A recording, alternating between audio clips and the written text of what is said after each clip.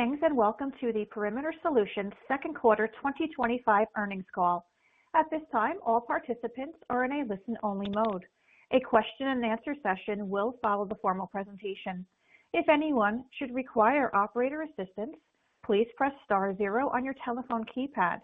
As a reminder, this conference is being recorded. It is now my pleasure to introduce Seth Barker, Head of Investor Relations. Please go ahead. Thank you, Operator. Good morning, everyone, and thank you for joining Perimeter Solutions second quarter 2025 earnings call. Speaking on today's call are Haitham Khouri, Chief Executive Officer, and Kyle Sable, Chief Financial Officer. We want to remind anyone who may be listening to a replay of this call that all statements made are as of today, August 7th, 2025, and these statements have not been, nor will they be updated subsequent to today's call. Also, today's call may contain forward-looking statements. These statements made today are based on management's current expectations, assumptions, and beliefs about our business and the environment in which we operate, and our actual results may materially differ from those expressed or implied on today's call. Please review our SEC filings, particularly any risk factors included in our filings, for a more complete discussion of factors that could impact our results, expectations, or assumptions. The company would also like to advise you that during the call we will be referring to non-GAAP financial measures, including adjusted EBITDA margin, LTM adjusted EBITDA, adjusted EPS, and free cash flow. The reconciliation of and other information regarding these items can be found in our earnings press release and presentation, both of which will be available on our website. With that, I will turn the call over to Haitham Khouri, Chief Executive Officer. Thank you, Seth, and good morning, everyone. We're pleased to report Perimeter's second quarter and first half results. Second quarter adjusted EBITDA reached $91.3 million, and first half adjusted EBITDA reached $109.4 million, reflecting, number one, execution on our operational value drivers, number two, normalized first half fire activity in the U.S., and number three, strong performance in our international retardant markets, our suppressants business, and our specialty products businesses. We continue to deploy capital during the second quarter, investing nearly $62 million across a range of priorities, including increased capital expenditures, continued share repurchases, and the purchase of assets to support our retardants business. Before getting into details on the quarter, I'll provide a summary of our strategy, give a brief operational update, and discuss the settlement of our litigation with Compass Minerals. After that, Kyle will walk through our financial results and capital allocation in more detail. Starting on slide 3 with a summary of our strategy. Our goal is to fulfill our critical mission by providing our customers with high-quality products and exceptional service, while delivering our investors private equity-like returns with the liquidity of the public market. Our strategy is built on 3 key operational pillars. First, we own exceptional businesses. These are niche market leaders that play critical roles in solving complex customer problems, qualities that support high returns on invested capital and durable earnings growth. Second, we rigorously apply our 3 operational value drivers to the businesses we own. We drive profitable new business, achieve continual productivity improvements, and provide increasing value to customers, which we share in through value-based pricing. And third, we operate our businesses in a highly decentralized manner, granting our business unit managers full operating autonomy, paired with the accountability to deliver results and a tightly aligned incentive structure for our managers to think and act like owners. We believe that our operational pillars will optimize our durable long-term free cash flow. We then seek to maximize long-term per share equity value through a clear focus on the allocation of our capital as well as the management of our capital structure. Turning to development in the quarter on slide 4 and starting with fire safety. As I remarked at the outset, fire safety's financial results were driven by execution on our operational value drivers, normalized first half fire activity in the United States, and strong results from our international retardant markets and our suppressants business. We continue to invest in our fire safety businesses to best support our customers' mission to save lives and protect property and the environment, including the opening of a 110,000 square foot retardant production facility in Sacramento, California. Our network of manufacturing facilities, logistics and distribution systems, and air-based infrastructure has a 6-year track record of performance reliability. With the addition of the Sacramento facility, we pair our never-fail delivery network with fully duplicated infrastructure that leaves no doubt about the supply chain resiliency of our solution. The cost of the facility, along with other investments we're making in our business, is reflected in our first half capital expenditures, which nearly equal our capital expenditures for the entirety of 2024 and which exceed our total capital expenditures in any full year prior to 2024 over our company's history. Capital expenditures are the most visible sign of our internal reinvestment. However, we're also investing into several areas less visible to investors, but highly visible to customers, including research and development, field service, and customer support. We concluded our trade secret litigation against Compass Minerals during the second quarter, culminating in a settlement that returned our intellectual property and allowed us to acquire surplus assets for our retardant business. Compass announced the wind down of the retardant business in the first quarter, which provided an opportunity to resolve our intellectual property dispute, which centered around phosphate-based formulations that we maintain were developed using misappropriated trade secrets from Perimeter. Relative to the time and expense of litigation, and combined with the excess assets of the shuttered business, which we acquired in conjunction with this settlement, we believe the $20 million paid to resolve this matter is a fair outcome. With our trade secrets resecured, we can continue to invest in the R&D innovation that jointly drives our customers' success and our performance. Switching now to our specialty products segment. For the past 2 decades, our primary North American phosphorus pentasulfide plant in Sauget, Illinois, has been operated by a third party under a tolling agreement. In 2021, a private equity fund called One Rock Partners purchased a collection of assets which they renamed Flexus and, as part of the transaction, assumed the tolling agreement to operate the Sauget plant. There has been a marked degradation in the plant safety standards and operational performance since One Rock's acquisition. To illustrate the magnitude of this degradation, the Sauget plant experienced more unplanned downtime in the first quarter of 2025 than our P2S5 plant in Germany, which we own and operate, has experienced over the entire last decade. To reiterate, the Flexus operated plant experienced more unplanned downtime in a single quarter this year than the Perimeter operated plants had experienced in an entire decade. As a result of escalating safety and operational issues, we exercise our contractual right to assume operation of the Sauget plant. Unfortunately, and in what we believe is a clear violation of our contract, One Rock and Flexus have prevented us from taking over the plant. After exhausting all options, we filed a complaint in Illinois State Court in June to enforce our rights. Given that Flexus maintains operational control over the plant while our complaint is litigated, we expect to encounter ongoing operational and financial challenges.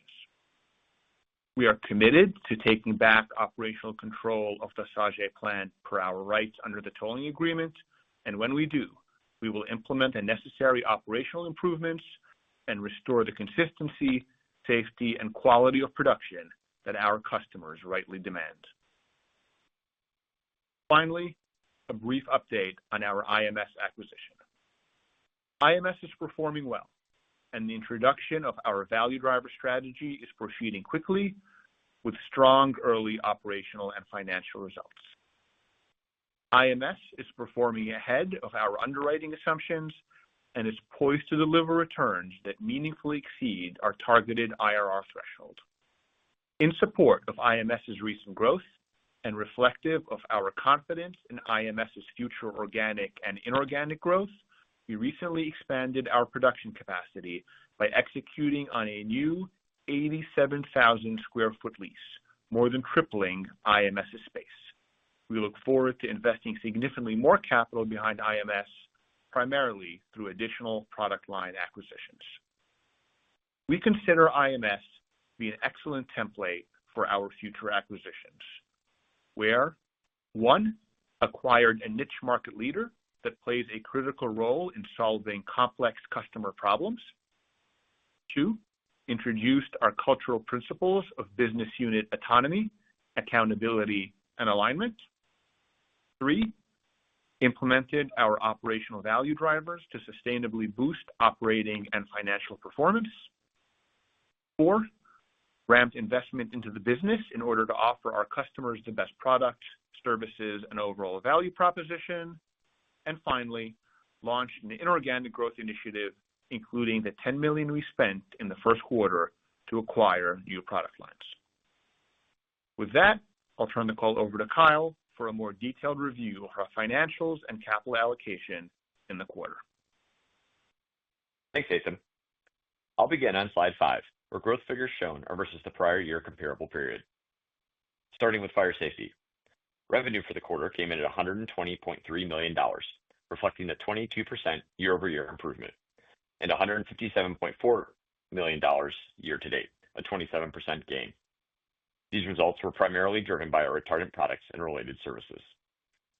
U.S. fire retardant volumes benefited from a more typical wildfire pattern in Q2 compared to a milder season last year, while our international operations, including Canada, Europe, the Middle East, and Asia Pacific, gained from ongoing contributions from our value drivers alongside more severe conditions. Our suppressants product lines resumed their growth in the second quarter. Recall that, after 9 consecutive quarters of growth, our suppressants revenue declined on a year-over-year basis in Q1, primarily due to an unusually strong product introduction benefiting the prior year period. In the second quarter, our fire suppressant sales returned to growth, increasing $2.7 million from the prior year quarter. Fire safety's adjusted EBITDA for the quarter was $77.7 million, representing a 40% increase over last year, and $87.7 million year-to-date, marking a 58% gain. U.S. wildfire activity was approximately normal in the 6 months ending June 30th, 2025, and wildfire risk conditions across our footprint are also within a range we would consider normal. Having observed normal activity levels through Q2 and into early Q3, we believe it unlikely that the full season will be exceptionally mild. That said, conditions for the remainder of the year could still vary above or below average, and we remain prepared for the full range of potential scenarios. In our specialty products segment, Q2 net sales came in at $42.4 million, representing a 47% lift from the prior year. This performance reflects a $9.3 million contribution from the IMS acquisitions and a $4.4 million uplift from the base business.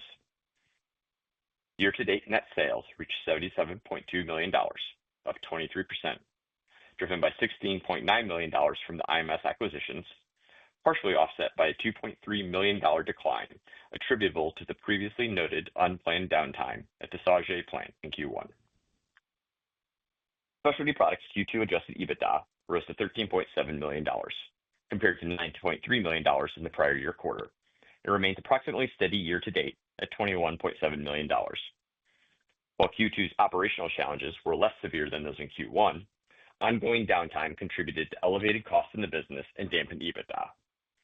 While it's impossible to predict the plant's performance under Flexsys's control, we anticipate a continued drag from operational issues until we assume operational control of the plant. Viewing the segments together, consolidated second quarter sales grew 28% to $162.6 million, while adjusted EBITDA improved 41% to $91.3 million.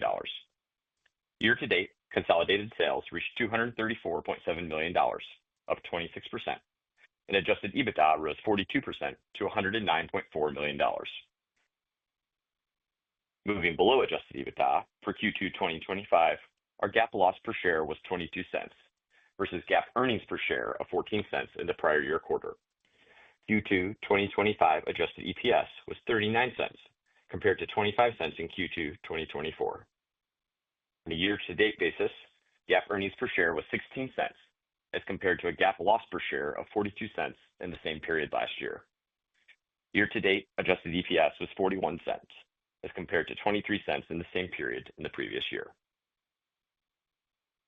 Turning to our long-term assumptions as shown on slide 6, we are increasing the high end of our assumptions for capital expenditures from $20 million to $30 million.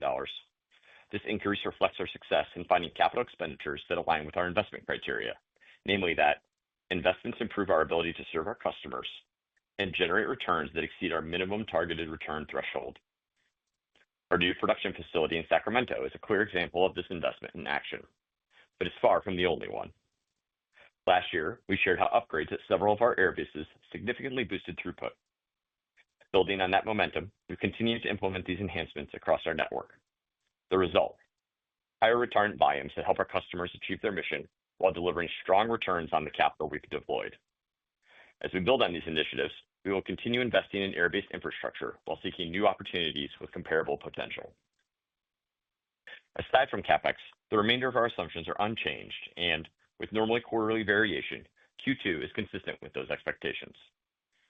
Q2 interest expense was $9.9 million, while taxable depreciation, amortization, and other tax deductions totaled $5.4 million.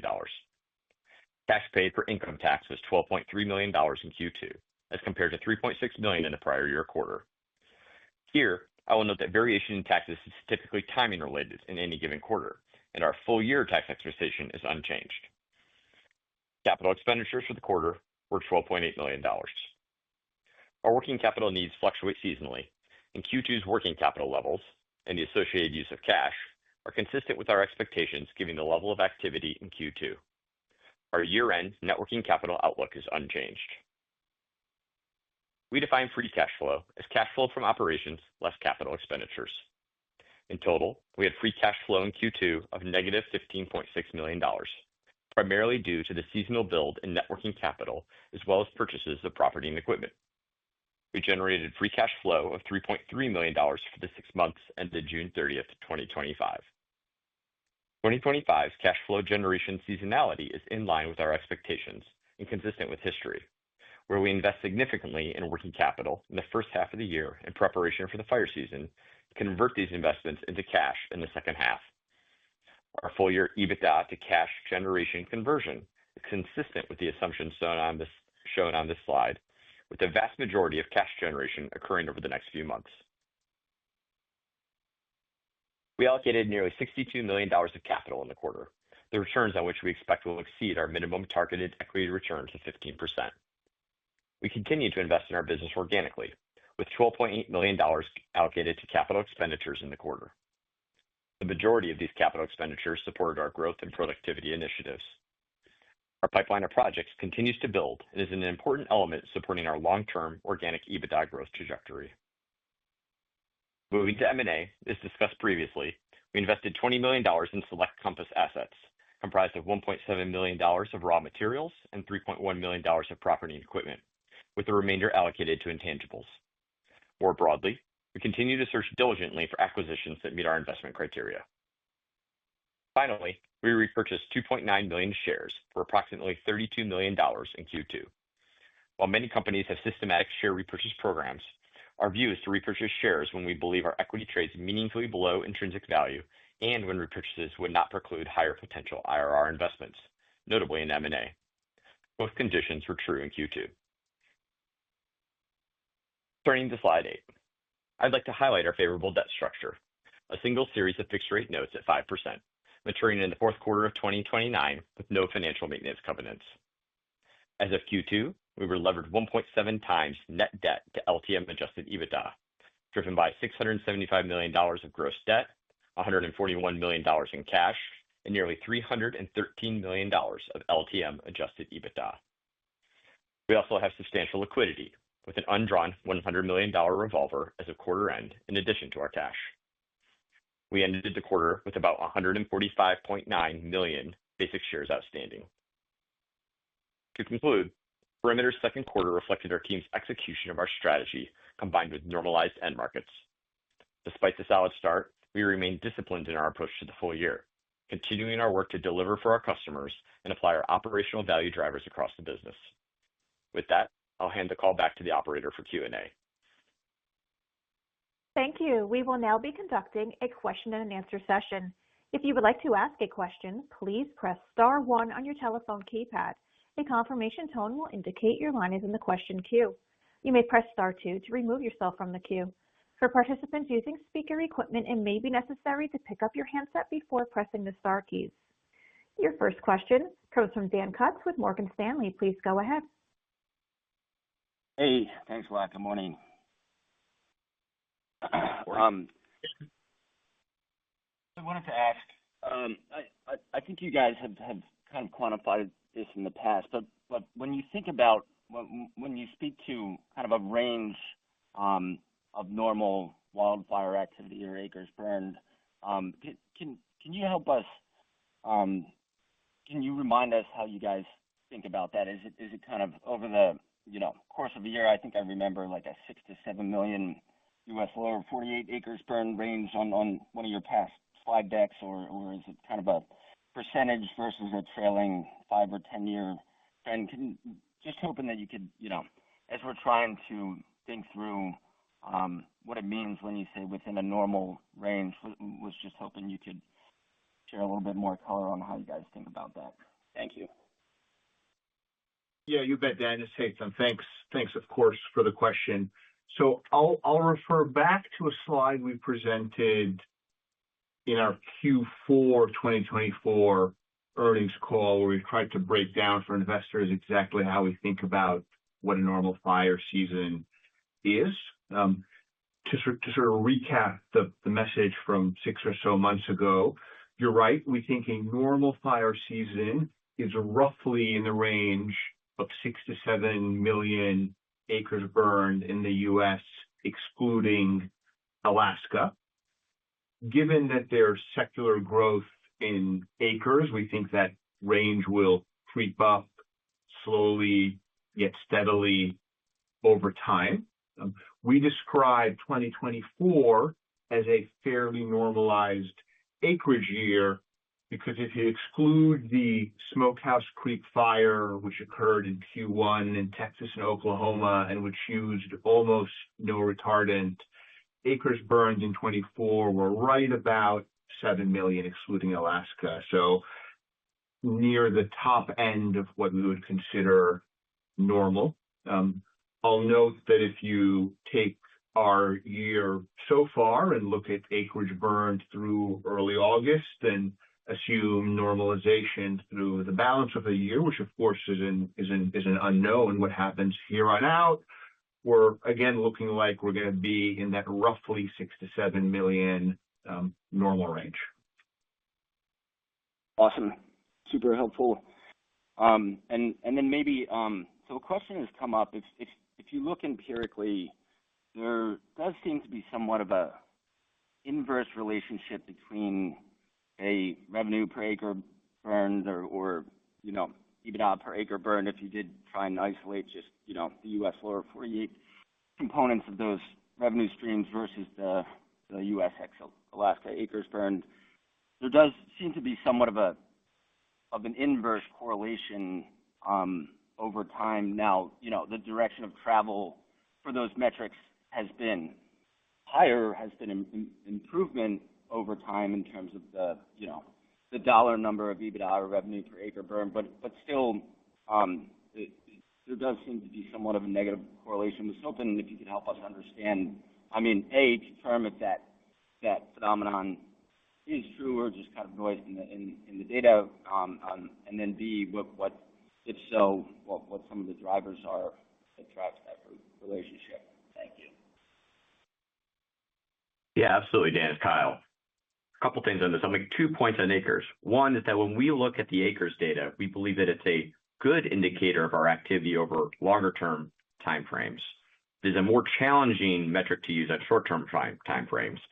And the related piece of that, which you've identified here, is that particularly large swings in acres will result in smaller changes in our retardant usage for a number of factors. So let me walk through so you can understand what those are.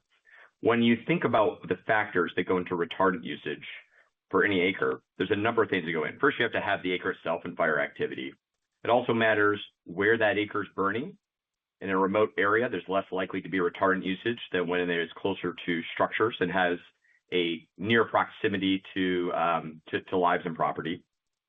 And then the second piece that comes into this is both the ability to fly, so the weather, and then in particular, and the one that drives a lot of the variability you're seeing here is resource availability. So for instance, if you saw a very large spike in fire activity, what will happen is that all the resources can oftentimes be in utilization, right? That means that all the planes are busy. And so when another call comes in, there's simply not a plane to dispatch to that incremental call. When we see these spikes, that's a big reason why we are a big proponent of supporting our air tanker partners and expanding the fleet capacity.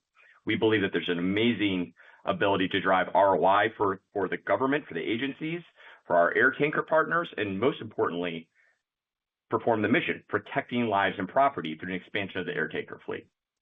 You also see the inverse of that when there's a large decline in acres. When there's a decline in acres, the availability of planes for any given fire are much higher. So you're exactly right. When you look at this, there is a muted impact where big spikes will see less retardant usage because of the availability of aircraft, and the inverse is true when it falls. Does that make sense? Yep, that makes a ton of sense. And maybe if I could squeeze one last one in on the resource availability point. We've seen a ton of different headlines on higher fire suppression spending, budget allocations lower. I've seen some headlines about California getting some, I believe, new air tankers. I was wondering if you could just kind of, you guys are obviously super close to this. I was wondering if you could kind of give us some of the highlights of how some of the upstream factors that would drive resource availability have evolved maybe since last quarter or year to date. Thank you. Yeah, Dan. There's two pools of resource availability to think about here. One is the government-owned assets, and as you've highlighted, California has done a really good job of expanding their air tanker fleet through the acquisition of a number of C-130s, which are pretty large aircraft and dump a fair bit of retardant on each run. So that's one piece that's going on, and we continue to see that progression as states think more and more about owned resources. The second piece, as I alluded to before, is the typically contracted resources that the federal government tends to use. And in those, what we're really trying to support there, what really helps provide more availability is both the funding, but also the structure of the contracts. We always work with our industry groups to help provide the best structural contracts where they have availability and guaranteed contracts that allows them to invest in that fleet, that allows them to bring more resources into the ecosystem, and allows them to be more available when they're needed. Awesome. Really helpful. Thank you both very much. Congrats on a great quarter, and I will turn it back. Thanks, Dan. Next question, Josh Spector with UBS. Please go ahead. Yeah, hey, good morning, guys. I was wondering if you could talk about kind of the sustainability of what you did in 2Q in fire safety. I mean, the margins are kind of above what we've assumed for peak margins in 3Q. The incremental margin looks like it was pretty much 100% year on year. So just as we think forward and we're saying, 2Q was kind of a normal-ish fire season in terms of acres burned, is this something you build off of, or is there anything you would call out as maybe one time helping you within the quarter? Yeah. Hey, good morning, Josh. It's Haitham. It's something we build off of. There was nothing notable in Q2 in fire safety that is unsustainable. So then how would you help us think about what you should be doing in a peak quarter in 3Q? Is the incremental margin much higher than in the past? Should you be much higher than the mid-60s% margins? Any help there? Yeah, as much as I'd like to, Josh, I'm gonna hold back and ask you to wait 90 days on that one. I'd expect nothing less. So shifting gears, on the specialty side, honestly, I don't know if we would have really known about the outages unless you talked about them, considering what the performance was in the quarter. So I was wondering if you could pick apart the moving pieces there, in terms of the $5-ish million growth in EBITDA you've had year over year. What was the impact that you had from the outages and the poor operating performance at that one facility? How much was growth in base specialty, and how much is like the build out of IMS? If you could help us kind of frame that. Yeah, I'll try to be directionally helpful here, Josh, although I don't want to get into too much quantification. The IMS acquisition is purely incremental on a year-over-year basis, and IMS had a hell of a second quarter. And so that's clearly part of it. Our base P2S5 business, which is a combination of the U.S. plant and our owned and operated European plant, did well. Those are on the positive side. And then on the negative side, the ongoing operational issues and way in excess of normal unplanned downtime at the Flexus operated Sauget plant was a headwind in Q2, and those netted out to a good overall result, but puts and takes there. Okay. I mean, I guess if I could try again just on the Sauget impact. I mean, is it a $1 million, $2 million impact? Just trying to think about what we should be baking in when you say go forward, there's going to be an impact the next couple of quarters. There has been. So first of all, it's a significant impact. It's a situation we take very, very seriously. It is harming our financial performance, it is impacting our customers, and most importantly, it is creating safety issues for the plant's employees. And so I don't want to underplay its significance from an operational safety or financial perspective. That said, this underperformance at Flexus has been ongoing really since One Rock acquired the business in 2021, and therefore, unfortunately, it's in the run rate numbers you've been seeing. And until we resolve this dispute, take control of the plant, address safety, and address quality, what you've been seeing, which includes, again, the negative impact of their operating, is going to continue to be reflected in the financials. Okay. No, thanks for that. And a couple other follow-ups if I can go through them. I guess first on the $20 million payment to resolve the dispute with Compass, is that primarily just intangibles and the ability to maintain your formulations? Is there any assets or anything there you'd call out as part of that? Josh, is Kyle. Yeah, there are actually assets that we acquired in HIT that we would have otherwise had to purchase from in a normal CapEx transaction or a normal inventory purchase transaction. There's about $5 million of book value of those two buckets of assets that came with the transaction. Okay, thanks for that. And then last, just another follow-up around kind of the U.S. wildfire management tactics here. I mean, you talked about helping with plane availability and that being a factor.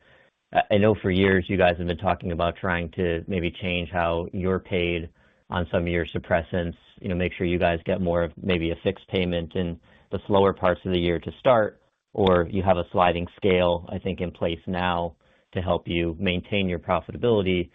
Is there any changes you foresee with your basically contract structure with the government around this to help enable more investments, profitability, et cetera, through any of this? Or are you thinking about it more in terms of the aerial fleet as where you see potential changes? So it's both. And Kyle did a very clear job addressing the opportunity for the aerial fleet, where we're very involved primarily through the industry association, UEFA. Separate from that, we have for the past couple of years been working, I would say, slowly and steadily with our customers around the world to mutually beneficially devariabilize our business and make it so we have more predictability on our cash flows and our customers have more predictability on their spend with us, which mutes, it doesn't eliminate, we'll never be able to eliminate, I don't think, but mutes the impact of fire seasonality. And again, it's not a step function change with a single customer. It's something we've been increasingly doing over the past couple of years. You pretty clearly see evidence of it in our financial results. We're very happy with it. Our customers are very happy with it, and you'll see, and you'll find that we will continue to push for these mutually beneficial changes going forward, and you'll continue to see our financial results devariabilize going forward. But I emphasize, we'll never quite be able to decouple from acres burned. Understood. Thank you very much. You bet. Thank you. I would like to turn the floor over to Haitham for closing remarks. Thank you, everybody, for the time and support, and we'll speak in 90 days or so. This concludes today's teleconference. You may disconnect your lines at this time, and thank you for your participation.